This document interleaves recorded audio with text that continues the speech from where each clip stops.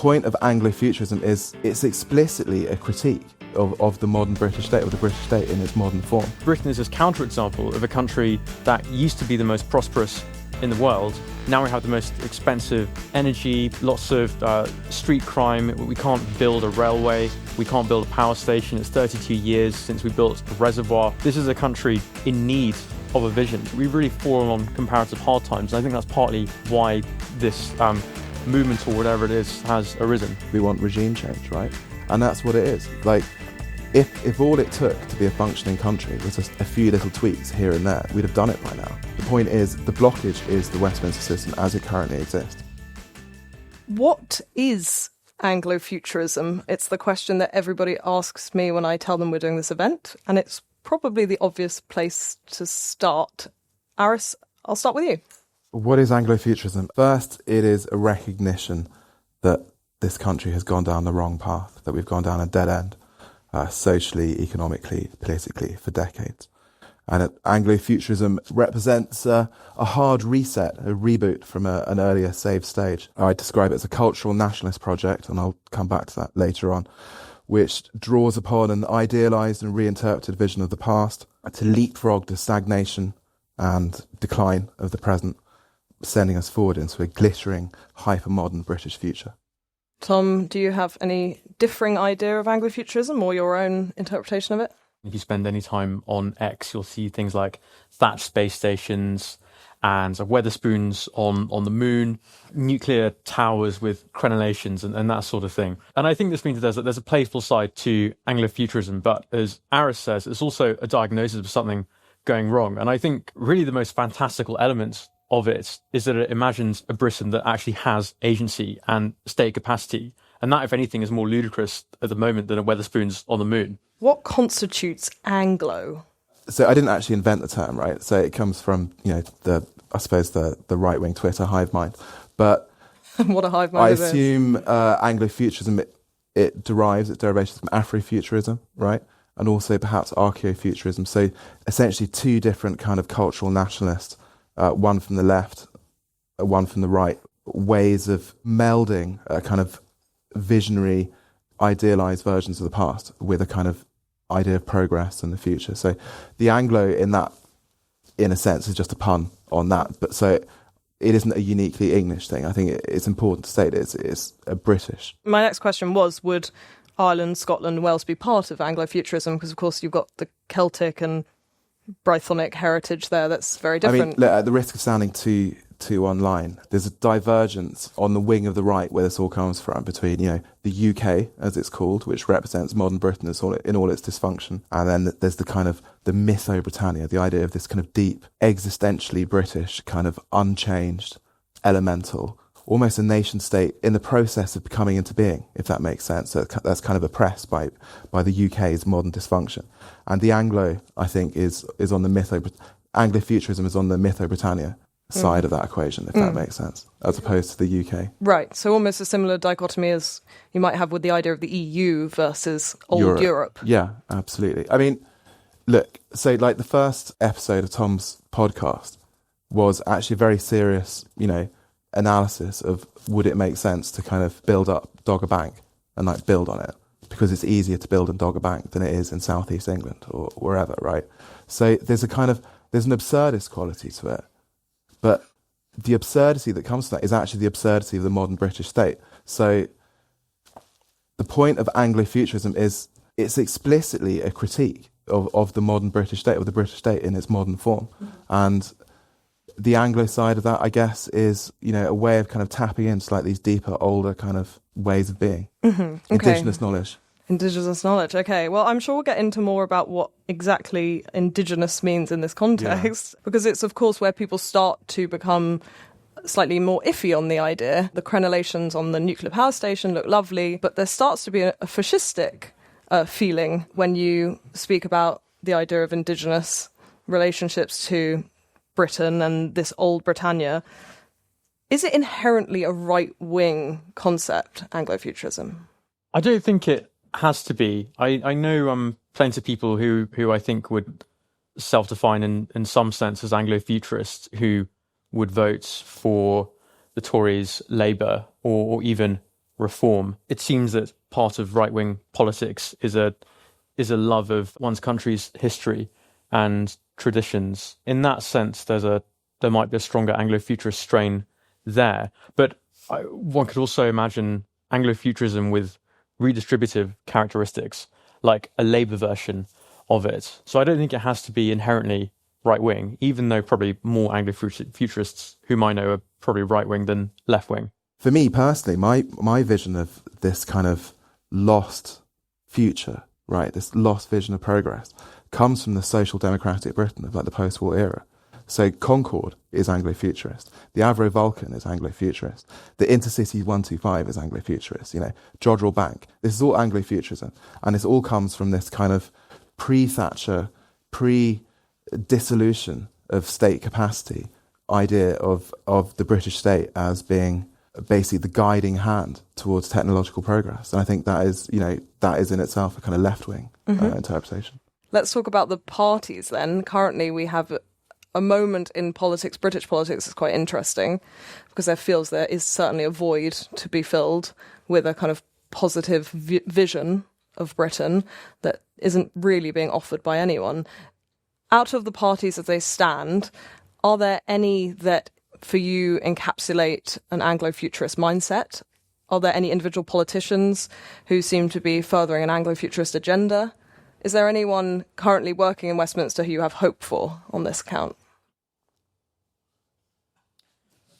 I think certainly not on the front lines. I think part of the fantasy of Anglo-futurism is a country that can make difficult decisions again. And Labour seem more willing than the Tories did to do things like reform planning and axe NHS England. I know it's not £100 billion space programme, but it's something. Right. The Tories had 14 years to enact Anglo-futurism, and they didn't do it once. A grave disappointment. So I'm struggling, but I know there are MPs who are interested in the ideas, who kind of read our slightly frivolous stuff on like mining Antarctica and things like that. So I have hope that some of these MPs might one day reveal themselves to be Anglo-futurists. Aris, is reform not the most obvious home for Anglo-futurism? No. Farage isn't an Anglo-futurist. What about Lowe? I have hope that Jenrick could be guided in a progressive direction, but ultimately Anglo-futurism is a critique of the British political system as it currently exists, because that is the reason why the British state is dysfunctional, right? So these are almost like two different kind of. But the end goal of Anglo-futurism, I would assume, would be eventually to cease being a critique and start to become a movement. We want regime change, right? And that's what it is. Like, if all it took to be a functioning country was just, a few little tweaks here and there, we'd have done it by now. The point is, the blockage is the Westminster system as it currently exists. And I think there's a kind of deeper, almost kind of buried proto-revolutionary aspect within Anglo-futurism that,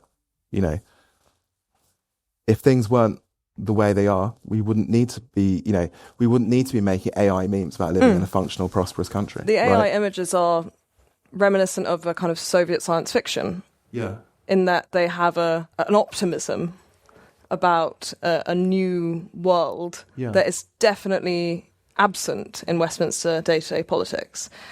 And maybe that's why it captures the minds of younger people online much more than the standard fare that you get from Reform or the Tories or Labour. It's got a kind of anti-establishment feeling, a punky feeling that's quite fun. So let's think about policy, because, of course, the next question is, if none of these political figures or even parties represent an Anglo-futurist platform, what would an Anglo-futurist platform be? If you, I don't mean you specifically, if one was running as an Anglo-futurist, what would be the policy suggestions you would make? And if you were going to suggest an Anglo-futurist policy to a current standing member of parliament, what would that be? The first one would be an SMR, a small modular reactor in every county town, right? Can you just explain what that is? Instead of, the big, expensive kind of nuclear power stations that as Nick Clegg said, take a decade to build, which is why we don't have any now. The idea of the small modular reactor is, these are essentially prefab components can be very quickly installed in small locations without building like these huge concrete megastructures, blah, blah, blah. So, we have an industrial champion already. We have Rolls-Royce, raring to go, who are a byword for engineering success. So instead of going through like the tendering process that takes however long, which is the way of the British state, just to kind of evade taking any kind of decisive executive action, my policy platform would be just throw money at Rolls-Royce and build an SMR in every county town, make energy extremely cheap, and a lot of stuff will flow from energy. You cannot have an industrial policy. You cannot reindustrialize Britain without cheap, abundant energy. Okay, first problem, NIMBYism. Yeah. How do you? It feels like a chronic condition of the English, in particular, NIMBYism. There's a reason why it's kind of designed to describe a certain type of English person. How do you cope with that? I mean, to give an example, so if you look at planning liberalisation, right? So if you remember a few years ago, there's this idea called street votes, which is this kind of like, ASI, like the kind of neoliberal think tank, like, well, we'll rely on people's kind of self-interest. If they're given street votes that build a house, uplift the value. Obviously, it didn't work. No one cares, right? NIMBYs are NIMBYs. So Anglo-futurism, basically, the entire idea depends on a strong executive government to function. There has to be an element of force. Well, yeah. I would add to that I think, I'm not saying we should love the NIMBY, but there are reasons why people hate it when the countryside is spammed with ballot boxes. And I think a successful iteration of Anglofuturism should recognise those aesthetic interests and should be assertively building new towns in attractive local styles such that people don't resent the presence of bulldozers near them. With that kind of method, we could improve the housing stock in a way that people don't hate. I think ultimately people have to be coming along with the plan. I will also add that I couldn't agree more about energy. Every kind of efflorescence of civilization in history has basically come when we've found some new form of firm power. And at the moment, we have the most expensive energy in Europe. And it's totally untenable. In addition to nuclear reactors, I think we could be looking into geothermal power, for instance. There are some promising projects in Cornwall. And again, the goal would be always to ensure a supply of cheap baseload power that's 24/7 all year round. What else then, policy-wise? I want to ground this by reminding everyone of the Anglo-futurist instincts of basically treating the country as a sort of startup project and discarding proceduralism and thinking creatively about the assets we have. And I know Aris has written about this as well. But what's really exciting about this slice of the Antarctic that we claim, which is about 8 times the size of Great Britain, is that, and I know I would say this, but it's the best bit.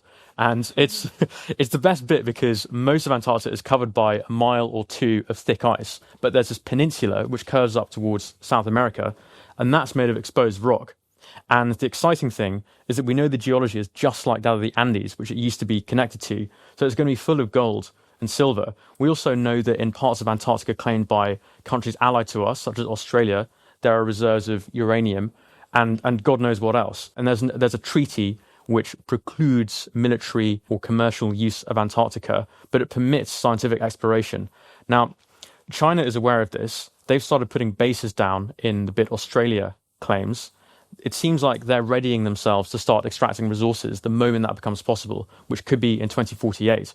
I think an Anglo-futurist government would be recognising that risk. It would be putting down prospecting gear, learning how to live on Antarctica all year round, maybe conducting analyses of other countries' territories so that we could say to them, support our claim, which is contested by the Argies and the Chileans, and in return, we will help you harvest resources from it. And that's just one example of, I think, something creative that we could be doing. And I'll hand over to you because I know that you've written about this. No, I mean, I fully agree. I'd also add to that the Falkland Islands, which I think are a vastly underused resource, just swimming in oil and gas. But not just that, just also untapped land, you know? Like, it's another frontier.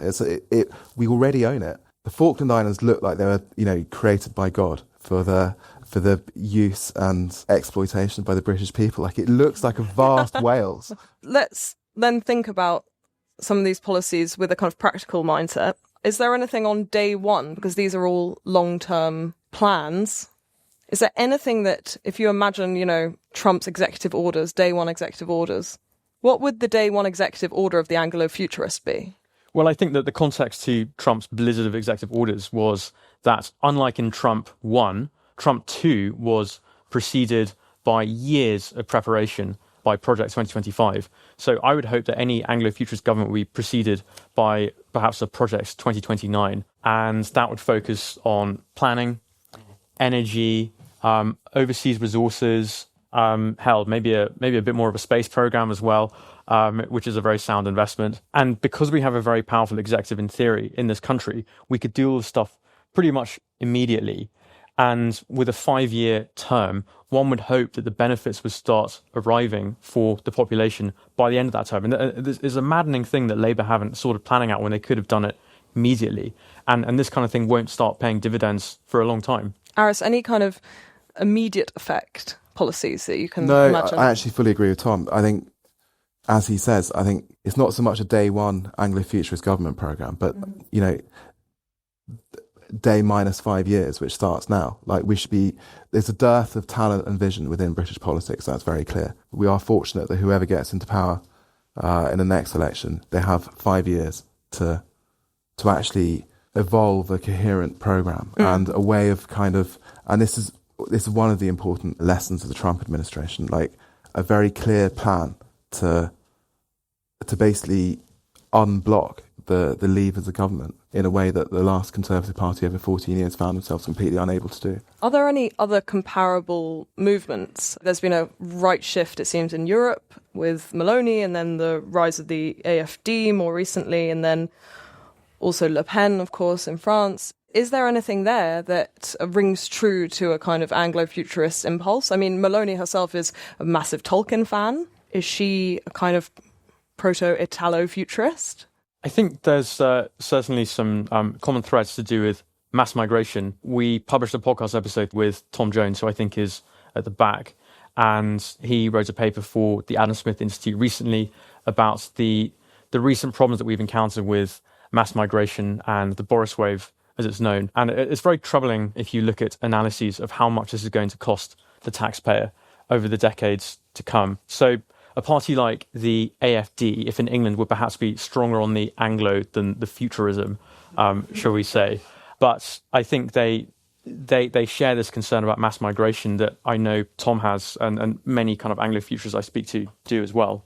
Turkey, for its own perhaps nefarious ends, has focused on autonomy, on kind of not being reliant on any one particular global patron, building up its domestic industrial base, building up its defence base to an extremely impressive level, to the point that the rest of the EU now are suddenly seeing Turkey as their kind of, way to get out of the hole they've dug themselves into in Ukraine. Maybe that's an analogy. Maybe it's not the analogy I'd want to follow necessarily. But I think I would say outside that, Anglo-futurism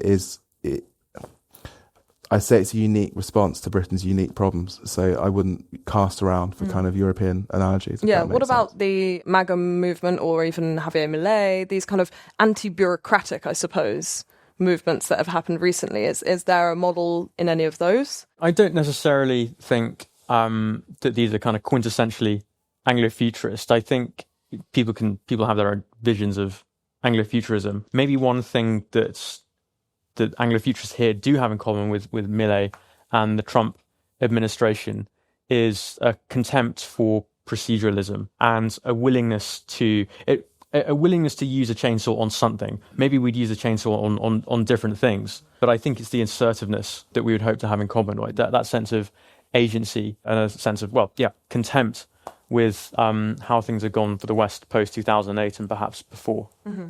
I think it's not that bureaucracy is bad inherently, it's just that we have a bad bureaucracy, right? So even looking within Britain's history, you could find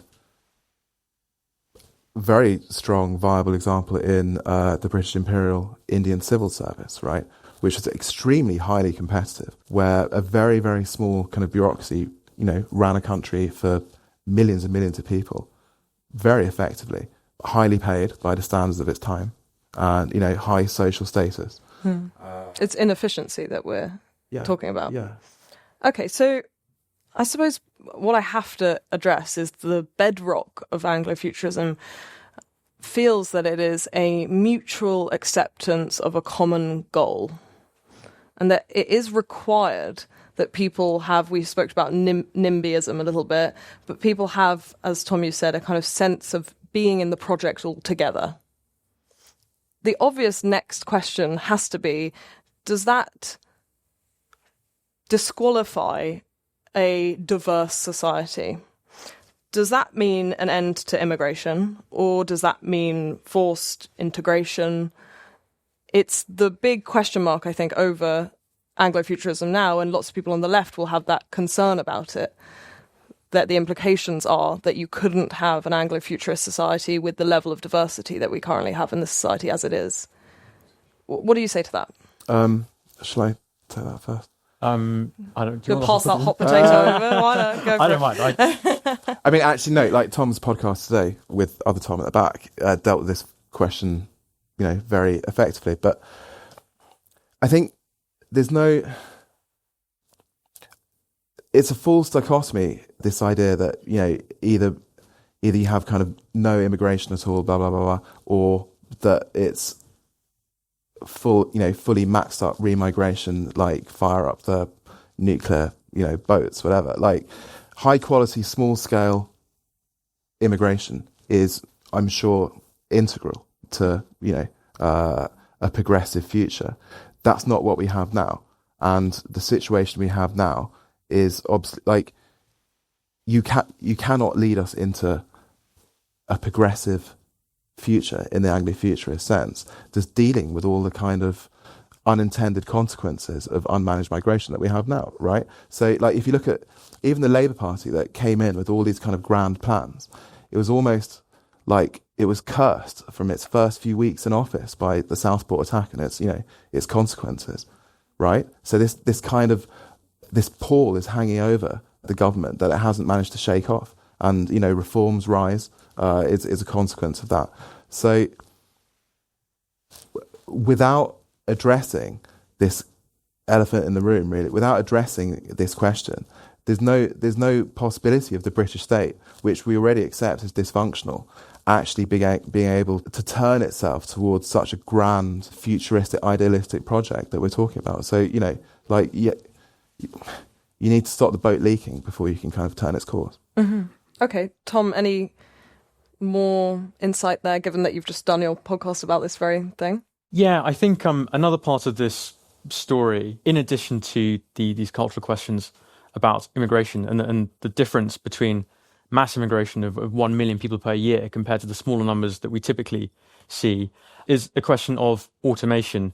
And as Tom was saying to me and Callum, my co-host, the other day, China has no immigration whatsoever, pretty much. They have focused fully on automating their economy. This means that industrially, they are in terrific shape ahead of what could be a pretty tempestuous couple of decades.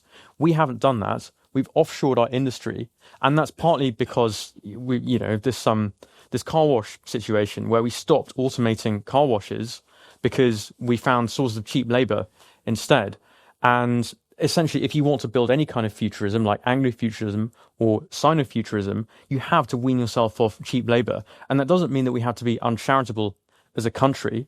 In fact, the more prosperous we are, the better able we are to set an example to the rest of the world, and indeed to give more aid if we want to do that. But all of this has to be underpinned by a strong economy that has to wean itself off this kind of cheap source of labor. What I would add to this is that some countries don't really need their own futurism. Like the Japanese don't really need it because they have beautiful maglevs, clean streets. They're living in Japanese futurism. Essentially, it's now. Yeah. And we talked about Sinofuturism earlier. That's another good example of a country dragging itself into the future. And Britain is this counterexample of a country that used to be the most prosperous in the world. Now we have the most expensive energy, lots of street crime. We can't build a railway. We can't build a power station. It's 32 years since we built a reservoir. To remind everyone, just a hole in the ground. And we can't do it. And so I think, as with Ireland in the first part of the 20th century, this is a country in need of a vision, and it just wouldn't. It's just not really as necessary in other places. We've really fallen on comparative hard times, and I think that's partly why this movement, or whatever it is, has arisen.